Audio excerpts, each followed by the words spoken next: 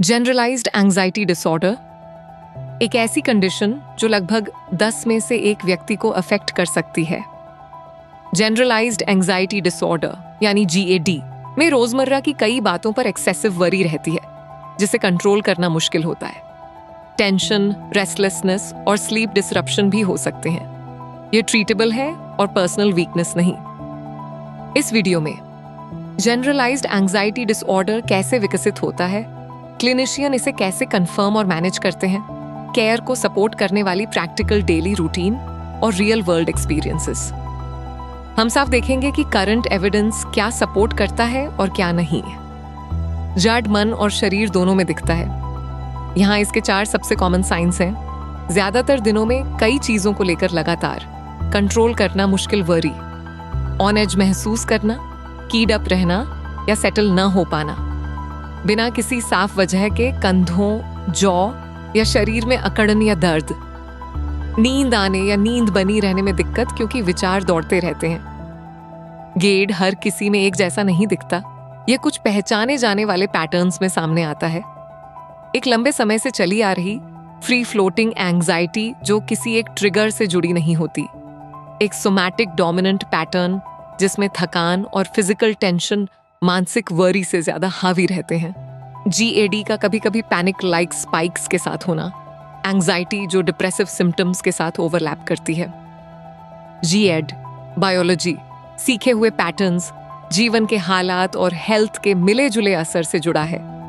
ये किसी को दोष देने वाली कारणों की सूची नहीं, बल्कि योगदान देने वाले पैटर्न्स हैं।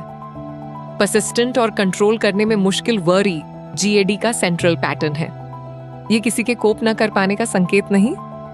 अनसर्टेनिटी बहुत थ्रेटनिंग लगने पर एंग्शियस थिंकिंग चलती रह सकती है। लो मूड और डिप्रेशन एंजाइटी के साथ ओवरलैप कर सकते हैं और केयर प्लान बदल सकते हैं। जीवन का तनाव और परेशानियां अंदर छिपी कमजोरी के साथ मिलकर असर डाल सकती हैं। कुछ लोगों में रिलेशनशिप या प्रैक्टिकल प्रेशर सिम्टम्स बनाए रख सकते हैं। अच्छा असेसमेंट पूरे पिक्चर को देखता है, GAD को एक हैबिट तक सीमित नहीं करता। GAD का डायग्नोसिस एक सावधानी भरा स्टेप बाय स्टेप प्रोसेस है। एक डॉक्टर या थेरेपिस्ट वरी के पैटर्न्स, अवधि और असर की समीक्षा करते हैं। सिम्टम्स को स्टैंडर्ड डायग्नोस्टिक क्राइटेरिया जैसे DSM-5 के साथ मिलाकर जांचा जाता है। डॉक्टर्स कंफर्म करते हैं कि सिम्टम्स 6 महीने या उससे ज्यादा समय से बने हुए हैं। ब्लड टेस्ट या हिस्ट्री के जरिए थायराइड इश्यूज या अन्य मेडिकल कारणों को रूल आउट किया जाता है। Evidence based care shared plan के रूप में बनती है। पूरी जांच असेसमेंट में डिप्रेशन, नशे की आदत, सब्सटेंस यूज, नींद और शरीर से जुड़े स्वास्थ्य कारण देखे जाते हैं जो एंजाइटी को प्रभावित कर सकते हैं। CBT या अप्लाइड रिलैक्सेशन एक स्ट्रक्चर्ड साइकोलॉजिकल तरीका है जो चिंता, वरी के पैटर्न और शरीर की बेचैनी, फिजिकल अराउजल पर काम कर सकता है। क्लिनिशियन SSRI या SNRI पर बेनिफिट आने के समय और साइड इफेक्ट फॉलोअप के साथ चर्चा कर सकते हैं। कुछ लोगों को प्री गबालिन जैसे दूसरे क्लिनिशियन डायरेक्टेड ऑप्शन की जरूरत पड़ती है। चॉइस और मॉनिटरिंग खुद से करने वाली बात नहीं। फॉलोअप में रिस्पॉन्स, साइड इफेक्ट्स और सेफ्टी चेक होते हैं। सेल्फ हार्म या सुसाइड का खतरा हो तो तुरंत क्राइसिस या इमरजेंसी सपोर्ट लें। एंजाइटी मेडिसिन खुद से शुरू, बंद या बोरो ना करें। कुछ रोजमर्रा के फैक्टर्स GAD को और बदतर बना देते हैं। खराब नींद, कैफीन, काम का स्ट्रेस, बड़े जीवन बदलाव, आर्थिक तंगी, ट्रिगर्स हर व्यक्ति में अलग होते हैं। अपने पैटर्न्स को ट्रैक करना सबसे ज्यादा मदद करता है। स्टेडी रूटीन ट्रीटमेंट के साथ स्ट्रेस सिस्टम को सपोर्ट कर सकती है। स्लीप और वेक टाइमिंग को जितना प्रैक्टिकल हो रेगुलर रखें।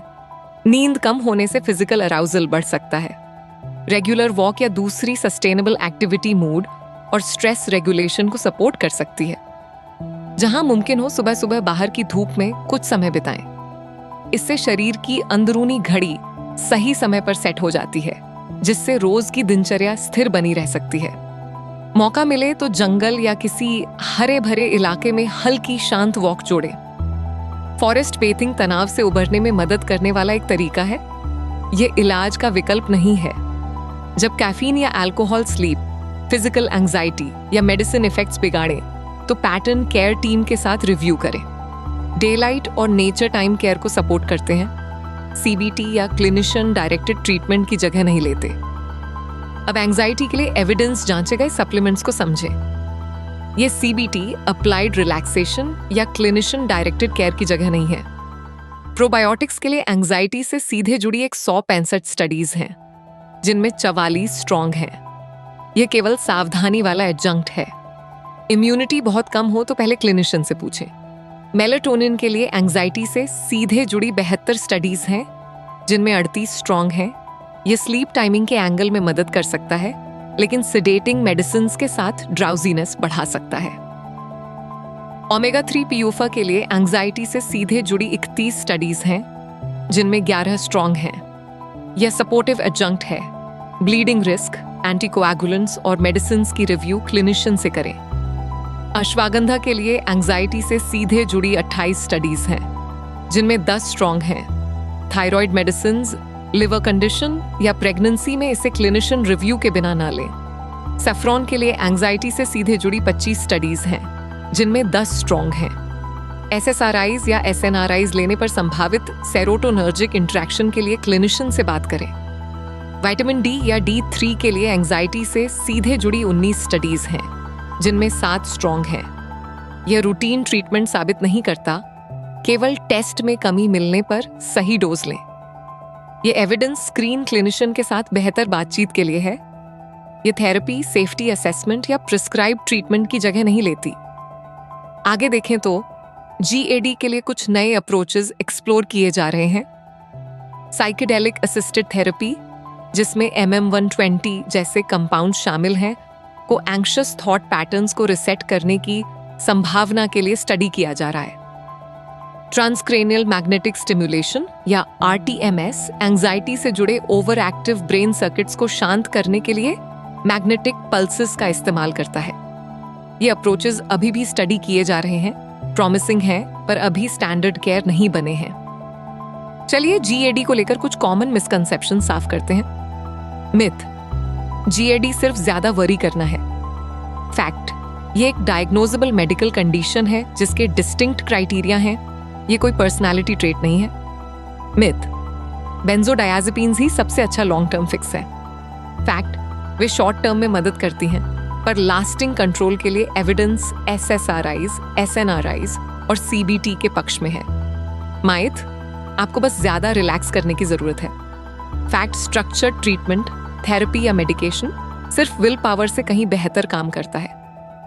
GAD के पीछे की रिसर्च बेस काफी मजबूत है। कुल मिलाकर लगभग 3000 साइंटिफिक स्टडीज, इनमें से 2000 से ज्यादा क्लिनिकल स्टडीज और 366 रैंडमाइज्ड कंट्रोल्ड ट्रायल्स, जो एविडेंस का गोल्ड स्टैंडर्ड हैं। GAD पर रिसर्च 2010 के बाद से लगातार बढ़ी है। 2010 के दशक में काफी स्थिर रही और उसके बाद 2020 के बाद तेजी से बढ़ी और 2025 में अपने पीक पर पहुंची। इस दौरान फोकस 2015 में प्रेगाबैलिन और CBT से शिफ्ट होकर 2020 तक एसाइटलोप्राम और प्लेसिबो कंपैरिजंस पर आया और हाल ही में MM120 और लाइसरगाइड, D-टार्ट्रेट जैसे नए कंपाउंड्स की ओर गया है। 2026 का आंकड़ा सिर्फ मई तक का डेटा दिखाता है, इसलिए जो तेज गिरावट दिख रही है वह सिर्फ एक अधूरा साल है जो अभी चल रहा है। रिसर्च में असली गिरावट नहीं है।